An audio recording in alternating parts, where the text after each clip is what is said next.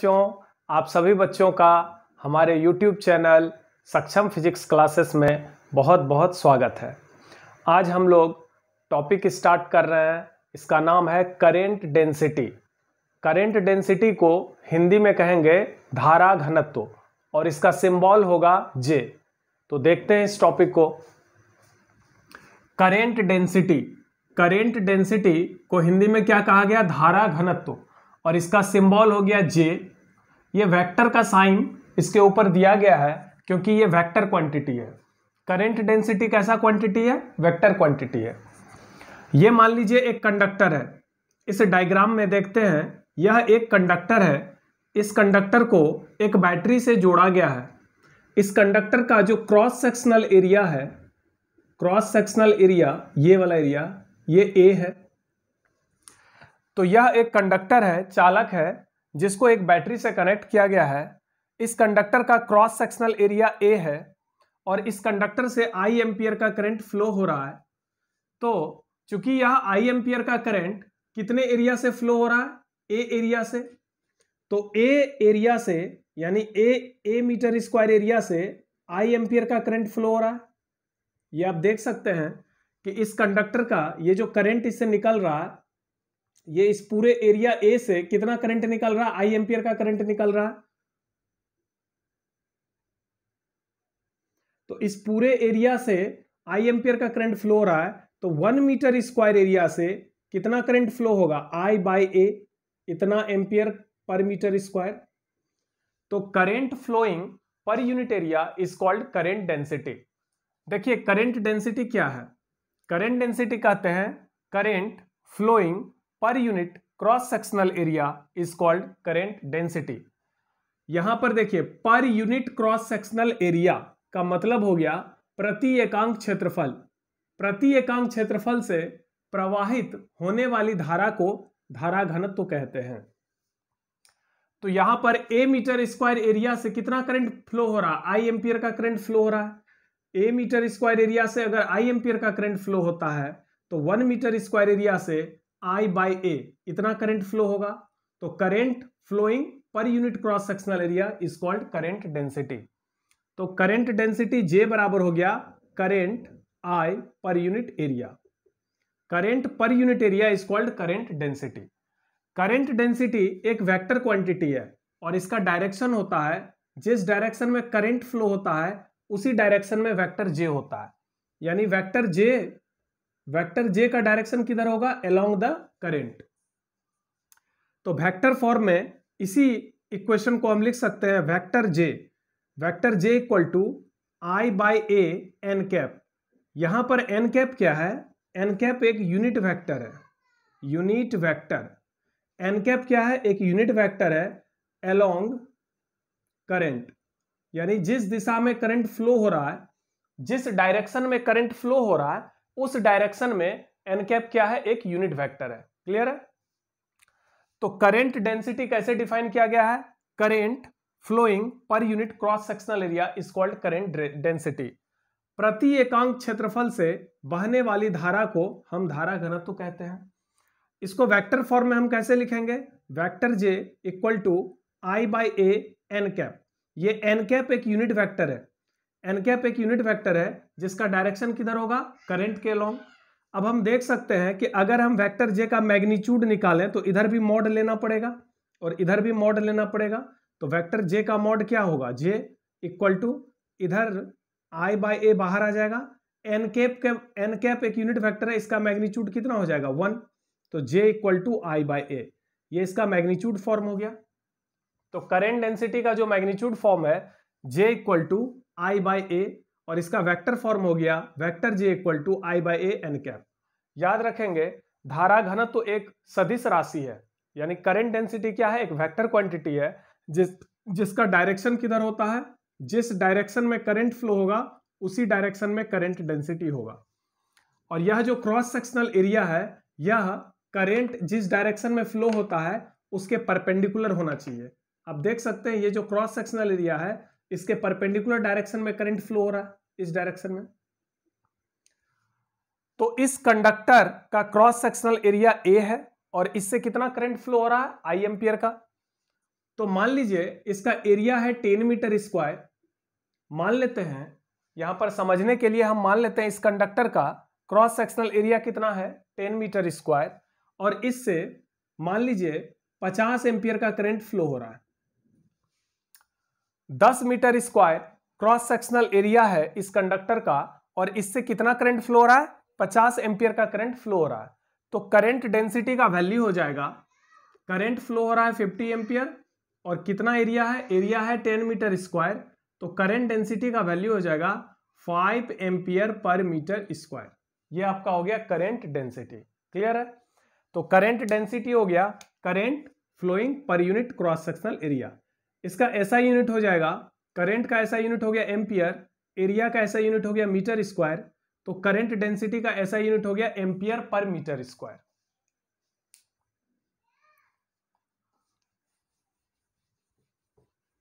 अब चलते हैं नेक्स्ट टॉपिक पर।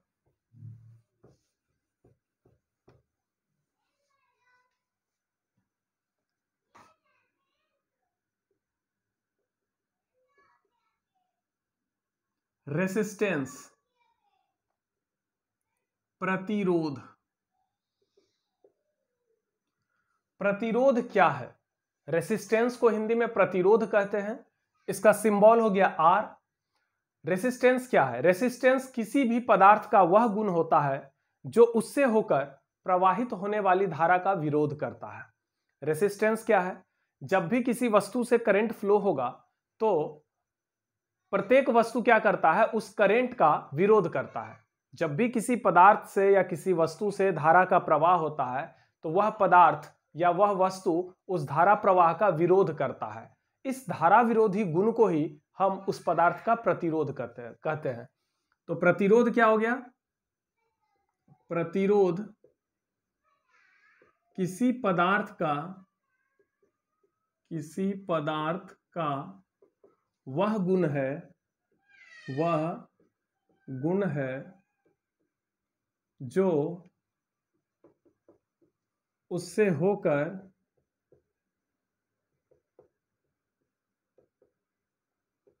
प्रवाहित होने वाली धारा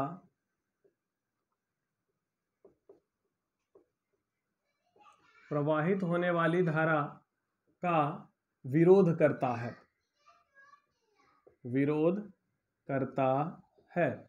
इसका मतलब धारा विरोधी गुण को ही हम प्रतिरोध कहते हैं।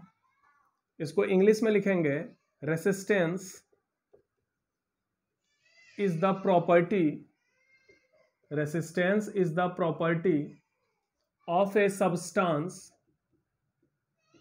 Resistance is the property of a substance due to which it opposes the current flowing through it देखिए प्रतिरोध क्या है? प्रतिरोध किसी भी पदार्थ का एक गुण होता है, एक प्रॉपर्टी होता है, जिसके कारण क्या होता है कि उस पदार्थ से होकर जब भी करंट फ्लो होता है तो वह पदार्थ उस करंट फ्लो का अपोज करता है। यानी धारा विरोधी गुण को ही हम प्रतिरोध कहते हैं। मान लीजिए एक कंडक्टर है, इस कंडक्टर को V वोल्ट के बैटरी से जोड़ा गया। मान लेते हैं एक कंडक्टर है, ये एक कंडक्टर है, चालक है कंडक्टर, जिसको हमने क्या किया, V वोल्ट के बैटरी से कनेक्ट किया। तो इस चालक के दोनों टर्मिनल पर एक पोटेंशियल डिफरेंस आएगा। बैटरी V वोल्ट का है, मतलब पॉजिटिव प्लेट V वोल्ट पे होगा, नेगेटिव प्लेट 0 वोल्ट पे होगा। तो ये जो पॉजिटिव प्लेट V वोल्ट पे है तो ये वाला टर्मिनल V वोल्ट पे होगा और ये वाला टर्मिनल 0 वोल्ट पे होगा। तो जब भी हम कंडक्टर को किसी बैटरी से जोड़ते हैं तो कंडक्टर के दोनों टर्मिनल पर एक पोटेंशियल डिफरेंस यानी एक विभवांतर उत्पन्न होता है, जिसके कारण इलेक्ट्रिक फील्ड बनता है। उस इलेक्ट्रिक फील्ड के कारण फ्री इलेक्ट्रॉन्स मूव करते हैं। इलेक्ट्रिक फील्ड इस डायरेक्शन में बनता है, इलेक्ट्रॉन पर इलेक्ट्रिक फील्ड के अपोजिट फोर्स लगेगा। देखिए जब भी आप कंडक्टर को बैटरी से जोड़ते हैं तो क्या होता है, कंडक्टर के दोनों टर्मिनल पर एक पोटेंशियल डिफरेंस आएगा, जिसके कारण कंडक्टर के अंदर एक यूनिफॉर्म इलेक्ट्रिक फील्ड बनता है। इस इलेक्ट्रिक फील्ड के कारण जितने भी फ्री इलेक्ट्रॉन्स हैं उस पर फोर्स लगता है, लेकिन चूंकि इलेक्ट्रॉन नेगेटिव चार्ज पार्टिकल है तो यह इलेक्ट्रिक फील्ड के अपोजिट डायरेक्शन में मूव करता है, जिसके वजह से इस चालक से, इस कंडक्टर से होकर करंट फ्लो होता है। तो जब भी हम किसी कंडक्टर को बैटरी से जोड़ते हैं तो उस कंडक्टर से होकर करंट फ्लो होता है। तो ऐसा देखा गया है एक्सपेरिमेंट से, फ्रॉम एक्सपेरिमेंट, प्रयोग से ऐसा देखा गया है कि ये जो पोटेंशियल डिफरेंस है भी, ये डायरेक्टली प्रोपोर्शनल होता है करंट I के। जब भी आप कंडक्टर को बैटरी से जोड़ते हैं तो कंडक्टर के दोनों टर्मिनल पर एक पोटेंशियल डिफरेंस क्रिएट होता है। मान लीजिए यह पोटेंशियल डिफरेंस V वोल्ट है और इस पोटेंशियल डिफरेंस के चलते कंडक्टर से होकर कितना करंट फ्लो होता है, I। तो ये जो पोटेंशियल डिफरेंस V है जिसके कारण करंट I फ्लो होता है, तो ये भी डायरेक्टली प्रोपोर्शनल होता है I के। यानी जितना ज्यादा आप वोल्टेज डालिएगा उतना ज्यादा करंट फ्लो होगा। वोल्टेज अगर कम होगा तो करंट भी कम फ्लो होगा, वोल्टेज अगर जीरो होगा तो करंट भी जीरो होगा, वोल्टेज को अगर डबल कर देंगे तो करंट भी डबल हो जाएगा। यानी ये डायरेक्टली प्रोपोर्शनल होता है। अब यहां पर आगे बढ़ते हैं, समानुपाती चिन्ह को हटाएंगे तो यहां पर एक कांस्टेंट डालेंगे, इस कांस्टेंट को R कहते हैं। तो हमारे पास इक्वेशन आ गया V = RI, जहां R क्या है, कांस्टेंट, जहां पे R कांस्टेंट है, जहां पर R क्या है, कांस्टेंट है, जिसको हम लोग क्या कहते हैं, रेसिस्टेंस। इसी कांस्टेंट का नाम क्या है, रेसिस्टेंस, यानी प्रतिरोध। तो R बराबर क्या यहां से निकलेगा, R बराबर निकल जाएगा V, इस करंट I को आप नीचे कर सकते हैं तो R = हो गया V/I। ये रेसिस्टेंस का एक फॉर्मूला निकला, R = V/I। R का ऐसा यूनिट क्या हो जाएगा, तो पोटेंशियल डिफरेंस का ऐसा यूनिट होता है वोल्ट और करंट का ऐसा यूनिट होता है एम्पियर। तो रेसिस्टेंस का यानी प्रतिरोध का ऐसा ही मात्रक हो गया वोल्ट पर एम्पियर, जिसको हम ओम कहते हैं, और ओम का सिंबल इस टाइप का होता है। ये जो सिंबल है ये, इसको हम लोग ओम पढ़ते हैं। प्रतिरोध, रेसिस्टेंस, इसका फॉर्मूला हो गया पोटेंशियल डिफरेंस बाय करंट, इसका ऐसा यूनिट हो गया वोल्ट पर एम्पियर, इसको क्या कहेंगे, ओम। अब यहां पर देखिए R का वैल्यू V या I पे डिपेंड नहीं करता है। अगर हम वोल्टेज बढ़ाएंगे तो करंट बढ़ेगा, लेकिन R का वैल्यू क्या रहेगा, कांस्टेंट, क्योंकि यहां पर मैंने लिखा है R क्या है, कांस्टेंट। किसी भी कंडक्टर का जो रेसिस्टेंस होता है वो ना तो पोटेंशियल डिफरेंस यानी ना तो वोल्टेज पे डिपेंड करता है ना करंट पे डिपेंड करता है। मान लो एक कंडक्टर है, उसका रेसिस्टेंस है 5 ओम। इसको आप ऐसे समझिए एग्जांपल से,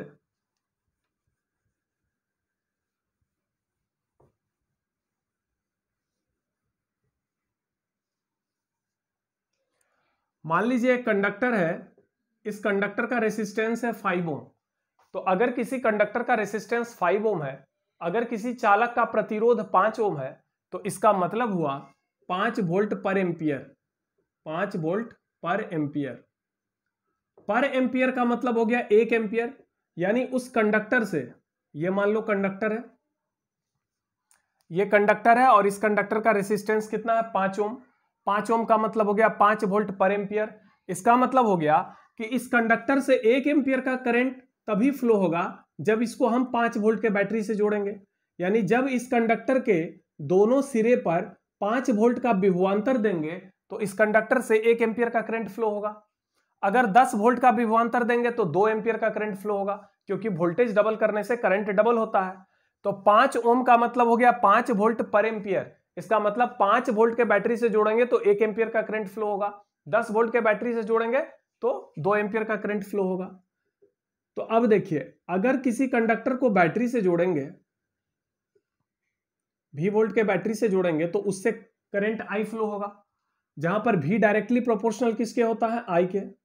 जब भी हम कंडक्टर को V वोल्ट के बैटरी से जोड़ेंगे तो उस कंडक्टर से कितना करंट फ्लो होगा, I एम्पियर का करंट फ्लो होगा, और ये V जो होता है डायरेक्टली प्रोपोर्शनल होता है I के।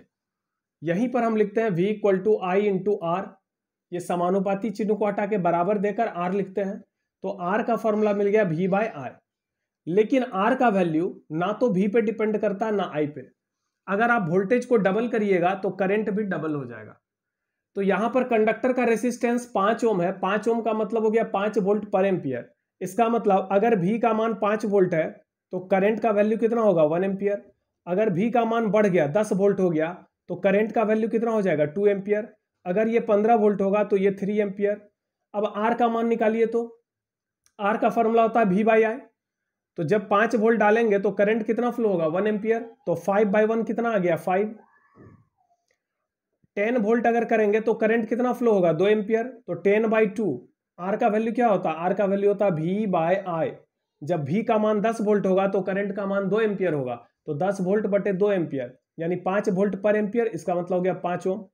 V बाय आई 15 बटे 3 फिर आ गया 5 ओम। इसका मतलब आर का वैल्यू फिक्स है, कांस्टेंट है। आर का वैल्यू चेंज नहीं होता है। अगर आप वोल्टेज बढ़ाओगे तो करंट भी बढ़ेगा, लेकिन रेसिस्टेंस का वैल्यू कांस्टेंट है। इसका मतलब रेसिस्टेंस का वैल्यू वोल्टेज या करंट पर डिपेंड नहीं करता है। तो सवाल है कि रेसिस्टेंस का वैल्यू किस पर डिपेंड करता है। तो चलिए देखते हैं।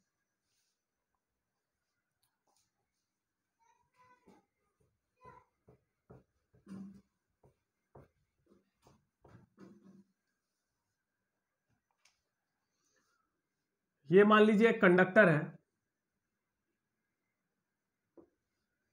इस कंडक्टर का जो लंबाई है वो L है और इसका जो क्रॉस सेक्शनल एरिया है वो A है। इस कंडक्टर का रेसिस्टेंस R ओम है। Suppose this is a conductor whose length is L, whose cross sectional area is A and whose resistance is R।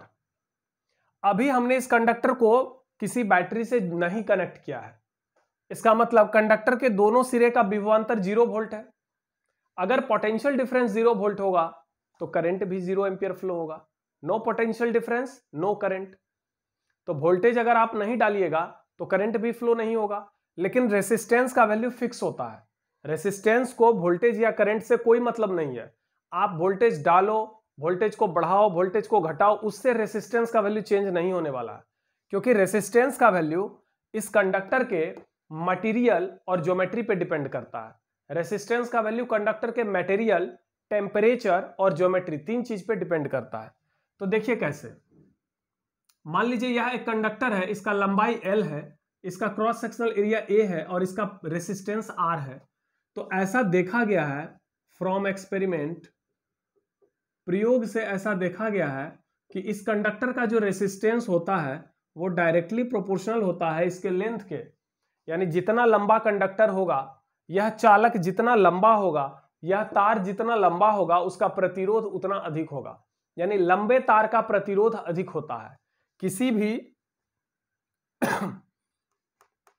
किसी भी कंडक्टर का या किसी भी तार का जो रेसिस्टेंस होता है वो डायरेक्टली प्रोपोर्शनल होता है L के और इनवर्सली प्रोपोर्शनल होता है एरिया के।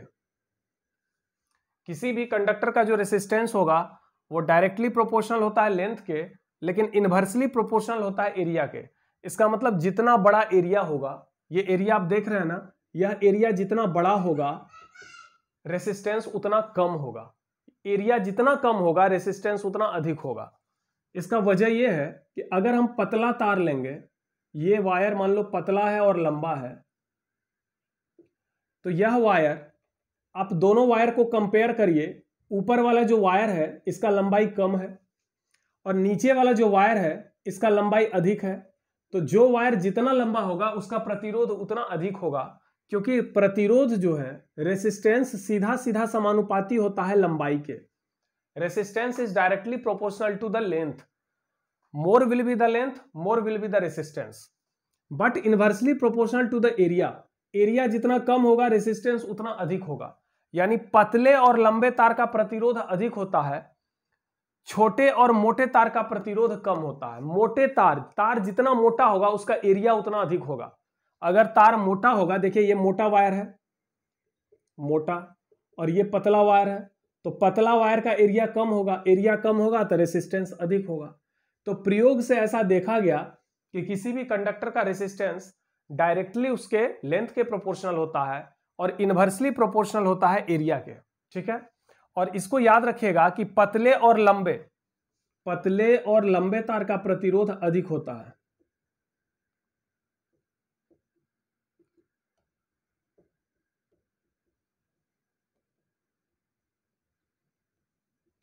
पतले और लंबे तार का प्रतिरोध अधिक होता है, यानी वायर जितना लॉन्ग होगा और जितना थीन होगा उसका रेसिस्टेंस उतना अधिक होगा। छोटे और मोटे तार का प्रतिरोध कम होता है। छोटे तथा मोटे तार का प्रतिरोध कम होता है। कोई भी वायर अगर शॉर्ट है, उसका लंबाई कम है और मोटा है यानी थिक है, तो शॉर्ट और थिक इस वायर का रेसिस्टेंस क्या होता है? कम होता है। लेकिन जितना वायर लंबा और पतला होगा, थिन एंड लॉन्ग होगा, उसका रेसिस्टेंस उतना अधिक होता है।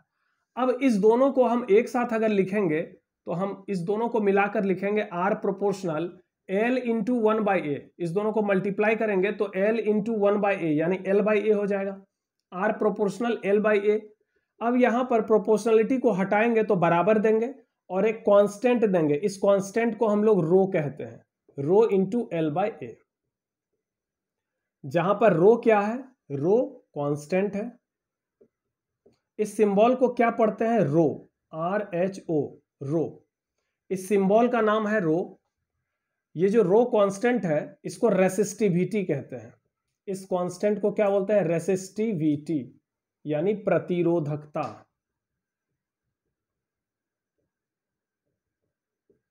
यह जो सिंबल है, इस सिंबल को क्या पढ़ते हैं? रो।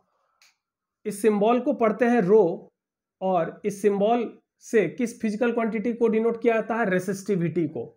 रो के द्वारा किसको डिनोट किया जाता है? रेसिस्टिविटी। यहां पर R का मतलब रेसिस्टेंस हुआ और रो का मतलब रेसिस्टिविटी हुआ यानी प्रतिरोधकता। तो R का फॉर्मूला निकल गया, R is equal to rho into L/A। ठीक है, जहां रो क्या है? रेसिस्टिविटी है, जिसको हम लोग प्रतिरोधकता कहते हैं, और रेसिस्टिविटी जो होता है वह मटेरियल और टेम्परेचर पे डिपेंड करता है। Material and temperature. ये रो का वैल्यू किस पे डिपेंड करता है? मटेरियल और टेम्परेचर पे।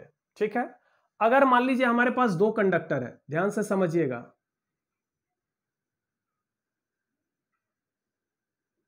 इस चीज को बहुत अच्छे से समझिएगा। हमारे पास दो कंडक्टर है। एक कंडक्टर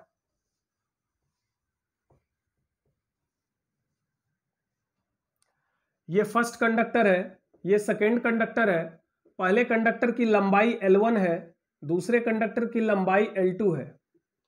पहले कंडक्टर का area of cross section A1 है, दूसरे कंडक्टर का area of cross section A2 है। ठीक है, मान लीजिए यह दोनों कंडक्टर कॉपर का बना हुआ है। कॉपर यानी तांबा। मान लीजिए हमारे पास तांबा का दो तार है। एक तार छोटा और मोटा है, जबकि दूसरा वाला जो तार है यानी दूसरा वाला जो कंडक्टर है वह क्या है? लंबा है और पतला है। क्लियर है? यानी दोनों तार का जो बनावट है, ज्योमेट्री है, वो अलग अलग है। इस दोनों तार को ध्यान से देखिए, दोनों तार का लेंथ अलग अलग है, एरिया अलग अलग है। इसका मतलब इस दोनों तार का ज्योमेट्री यानी बनावट अलग अलग है। लेकिन एक चीज दोनों का सेम है, वो क्या है? कि दोनों तार समान धातु से बना है, यानी सेम मटेरियल से बना हुआ है। यह भी तांबे का तार है, यह भी तांबे का तार है। दोनों वायर कॉपर का बना हुआ है। इसका मतलब दोनों का मटेरियल सेम है। और मान लो इस ये दोनों वायर रूम टेम्परेचर पर रखा हुआ है। इसका मतलब यह दोनों वायर का टेम्परेचर भी सेम है। तो अगर दो तार का मटेरियल सेम हो, टेम्परेचर तो सेम होगा ही, क्योंकि कोई भी सब्सटेंस जनरली रूम टेम्परेचर पर ही माना जाता है। तो यह जो दोनों कंडक्टर है, यह किस टेम्परेचर पर है? रूम टेम्परेचर यानी कमरे के ताप पर है। और यहां पर भी हम लिख सकते हैं रूम टेम्परेचर। तो चूंकि दोनों कॉपर का बना हुआ है, तो यहां पर हम देख सकते हैं कि मटेरियल सेम है, टेम्परेचर सेम है, तो इस दोनों वायर का रेसिस्टिविटी सेम होगा। यह पॉइंट काफी इंपॉर्टेंट पॉइंट है। रेसिस्टिविटी का सिंबल हो गया रो। इसको हिंदी में कहते हैं प्रतिरोधकता। रेसिस्टिविटी किस पे डिपेंड करता है? मटेरियल और टेम्परेचर पे। रेसिस्टिविटी ज्योमेट्री पे डिपेंड नहीं करता। अगर दो तार का ज्योमेट्री अलग अलग है लेकिन मटेरियल टेम्परेचर सेम है तो उसका रेसिस्टिविटी सेम होगा। यहां पर ध्यान से देखिएगा, यह दोनों वायर जो है, यह दोनों तार जो है, यह कॉपर का ही बना हुआ है, यानी मटेरियल सेम है और टेम्परेचर भी सेम है, दोनों वायर रूम टेम्परेचर पर है, तो इसका मतलब दोनों का रेसिस्टिविटी सेम होगा। लेकिन रेसिस्टेंस अलग अलग होगा। इसका रेसिस्टिविटी मान लो रो है तो इसका भी रेसिस्टिविटी क्या होगा, रो। दोनों वायर की रेसिस्टिविटी सेम होगी, ठीक है, लेकिन दोनों वायर का रेसिस्टेंस अलग अलग होगा। इसका रेसिस्टेंस R1 है, इसका रेसिस्टेंस R2 है। दोनों वायर का जो रेसिस्टेंस होगा वो डिफरेंट डिफरेंट होगा। क्यों? क्योंकि रेसिस्टेंस का वैल्यू 3 चीज पर डिपेंड करता है। एक रो पर डिपेंड करता है, दूसरा लेंथ पर और तीसरा एरिया पर। तो ये लेंथ और एरिया को एक साथ क्या कहेंगे, ज्योमेट्री। लेंथ और एरिया को एक साथ हम कहेंगे ज्योमेट्री। और ये रो का मतलब हो गया मटेरियल एंड टेम्परेचर। रो का मतलब हो गया मटेरियल टेम्परेचर। तो किसी वायर का जो रेसिस्टेंस होता है वो उसका फॉर्मूला क्या होता है, rho into L by A. Resistance का फॉर्मूला क्या होता है, rho into L by A. इसका मतलब रेसिस्टेंस किस पर डिपेंड करता है, रो पर डिपेंड करता है। रो पर डिपेंड करता है, इसका मतलब मटेरियल टेम्परेचर पर डिपेंड करता है। साथ ही साथ लेंथ और एरिया यानी ज्योमेट्री पर डिपेंड करता है। तो इस दोनों वायर का रेसिस्टिविटी सेम है, लेकिन चूंकि लेंथ और एरिया अलग अलग है, ज्योमेट्री अलग अलग है, एक वायर का लंबाई कम है, एक वायर का लंबाई अधिक है, ज्योमेट्री में बिल्कुल फर्क है, तो दोनों का रेसिस्टेंस अलग अलग होगा। यानी यहां पर लिख सकते हैं R1 is not equal to R2, लेकिन ρ1 इज इक्वल टू ρ2। जरा सोचिए क्यों? दोनों वायर का रेसिस्टिविटी क्यों सेम है? रेसिस्टिविटी को हिंदी में क्या कहेंगे, प्रतिरोधकता। रेसिस्टेंस को क्या कहते हैं, प्रतिरोध। प्रतिरोध जो होता है वह रो पर, लेंथ पर और एरिया पर डिपेंड करता है। यानी रेसिस्टेंस किस पर डिपेंड करता है, लेंथ और एरिया का मतलब हो गया ज्योमेट्री, मतलब बनावट। और रो किस पर डिपेंड करता है, मटेरियल और टेम्परेचर। यानी किसी तार का जो रेसिस्टेंस है, ये जो रेसिस्टेंस R है, प्रतिरोध, यह मटेरियल टेम्परेचर और ज्योमेट्री पर निर्भर करता है। यहां पर मटेरियल टेम्परेचर सेम है लेकिन ज्योमेट्री अलग अलग है, इसलिए रेसिस्टेंस अलग अलग होगा। लेकिन रेसिस्टिविटी जो होता है वह केवल मटेरियल टेम्परेचर पर डिपेंड करता है। चूंकि दोनों वायर कॉपर का है, सेम मटेरियल का है और सेम टेम्परेचर पर है, इसलिए दोनों का रेसिस्टिविटी सेम होगा। क्लियर है?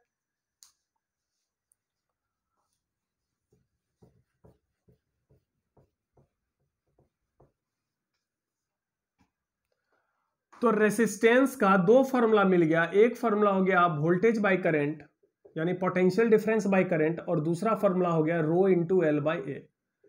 किसी भी कंडक्टर का जो रेसिस्टेंस होता है, आर को क्या बोलते हैं, रेसिस्टेंस यानी प्रतिरोध।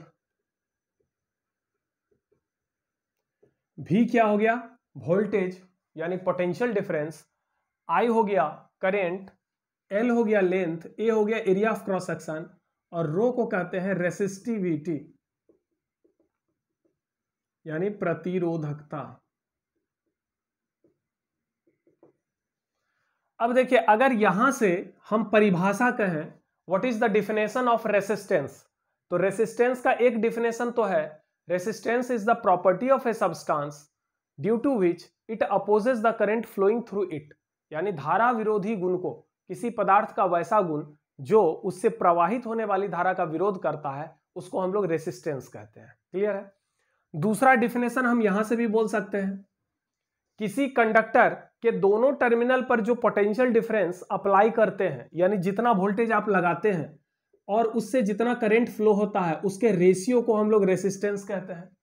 रेसिस्टेंस क्या है? Resistance is the ratio of applied voltage and resulting current. Resistance क्या है? किसी चालक के दोनों सिरे पर आरोपित विभवांतर और उससे प्रवाहित धारा के अनुपात को उस चालक का हम प्रतिरोध कहते हैं। किसी चालक के दोनों सिरे पर आरोपित विभवांतर भी और उससे प्रवाहित होने वाली धारा I के अनुपात को उसका हम प्रतिरोध कहते हैं। अब एक चीज क्लियर कर लीजिए कि R का वैल्यू ना तो वोल्टेज पे डिपेंड करता है ना करंट पे। रेसिस्टेंस का मान वोल्टेज या करंट पे डिपेंड नहीं करता है। किसी तार का प्रतिरोध 5 ओम है तो वो हमेशा 5 ओम रहेगा, चाहे उसको बैटरी से आप जोड़ो या ना जोड़ो, या वोल्टेज बढ़ा दो या घटा दो, रेसिस्टेंस 5 ओम ही रहेगा। क्योंकि रेसिस्टेंस का वैल्यू वोल्टेज या करंट पे डिपेंड नहीं करता है, रेसिस्टेंस का वैल्यू लेंथ पे डिपेंड करता है, एरिया पे डिपेंड करता है और रेसिस्टिविटी पे डिपेंड करता है। कहने का मतलब हुआ रेसिस्टिविटी किस पे डिपेंड करता है? Material and temperature. यह जो प्रतिरोधकता है जिसका सिंबल रो है, ये प्रतिरोधकता किस पर निर्भर करता है? मटेरियल। मटेरियल मतलब हो गया पदार्थ तथा तापमान, और लेंथ एरिया का मतलब हो गया ज्योमेट्री। ज्योमेट्री यानी ज्यामिति। ज्यामिति का मतलब हो गया बनावट।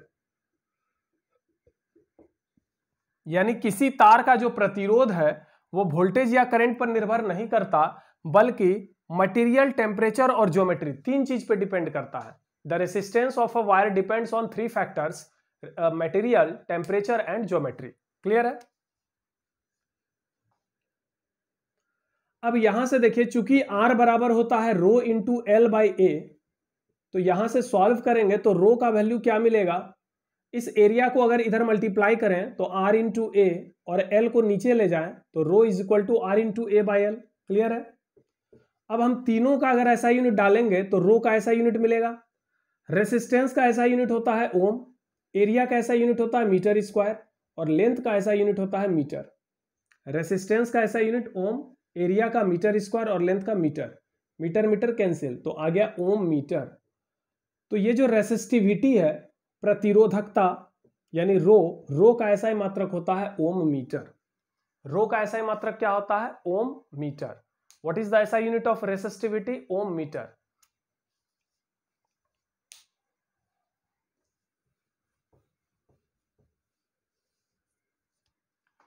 एक टर्म है कंडक्टिविटी। कंडक्टिविटी का सिंबल है सिग्मा। इसको क्या पढ़ते हैं? सिग्मा। इसको कहेंगे कंडक्टिविटी यानी चालकता। तो सिग्मा का फॉर्मूला होता है 1 बाय रो।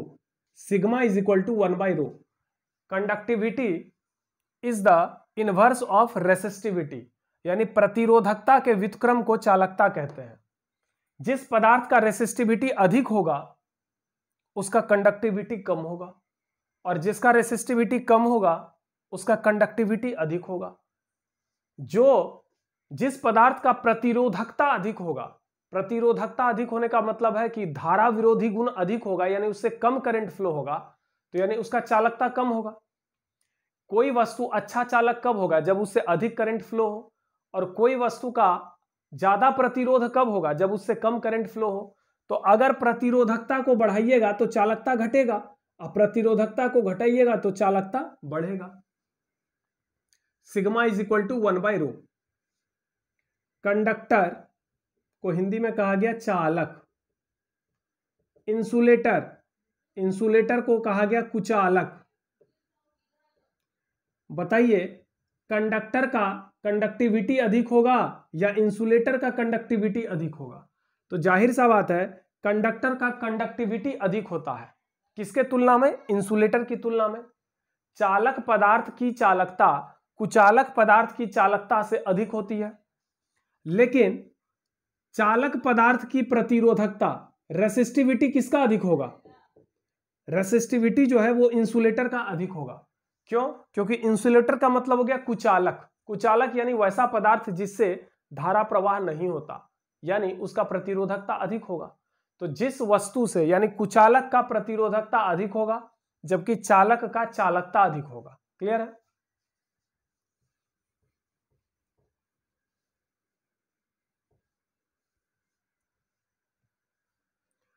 रेसिस्टेंस का एसआई मात्रक हो गया वोल्ट पर एम्पियर, जिसको हम क्या कहते हैं? ओम। इसको हम लोग क्या पढ़ेंगे? ओम। रेसिस्टिविटी का ऐसा यूनिट हो गया ओम इंटू मीटर, और कंडक्टिविटी का ऐसा यूनिट हो जाएगा 1 बाय ओम मीटर। चूंकि कंडक्टिविटी का फॉर्मूला होता है 1 बाय रेसिस्टिविटी, कंडक्टिविटी का फॉर्मूला होता है 1 बाय रेसिस्टिविटी, तो 1 बाय रेसिस्टिविटी का ऐसा यूनिट, रेसिस्टिविटी का ऐसा मात्रक क्या होता है? Ohm metre. तो इसको जब उल्टा करेंगे तो 1 बाय ओम को ओम इनवर्स और 1 बाय मीटर को मीटर इनवर्स, यानी क्या लिखेंगे? Ohm inverse metre inverse. Ohm inverse को हम लिख सकते हैं महो। देखिएगा ध्यान से, OHM ओम, और ओम का जो इन्वर्स होगा यानी उल्टा होगा उसको MHO महो पढ़ते हैं। ओम का उल्टा महो होता है। तो 1/ओम मीटर, सिग्मा का फॉर्मूला होता है 1/रो, रो का ऐसा यूनिट होता है ओम मीटर, तो सिग्मा का ऐसा ही मात्रक हो गया 1/ओम मीटर, यानी ohm inverse metre inverse. Ohm inverse को हम महो लिख सकते हैं और मीटर इनवर्स को पर मीटर लिख सकते हैं, यानी कंडक्टिविटी, इसको कहेंगे कंडक्टिविटी, कंडक्टिविटी का ऐसा ही मात्रक हो गया महो पर मीटर। क्लियर है? तो आज का जो टॉपिक था काफी इंपॉर्टेंट टॉपिक, यहां से आपका ऑब्जेक्टिव क्वेश्चन भी आता है और न्यूमेरिकल्स भी पूछा जाता है। तो उम्मीद है आपको ये लेक्चर काफी अच्छे से समझ में आया होगा, काफी इंटरेस्टिंग लेक्चर है, इसको आप अच्छे से तैयारी करेंगे। Thank you.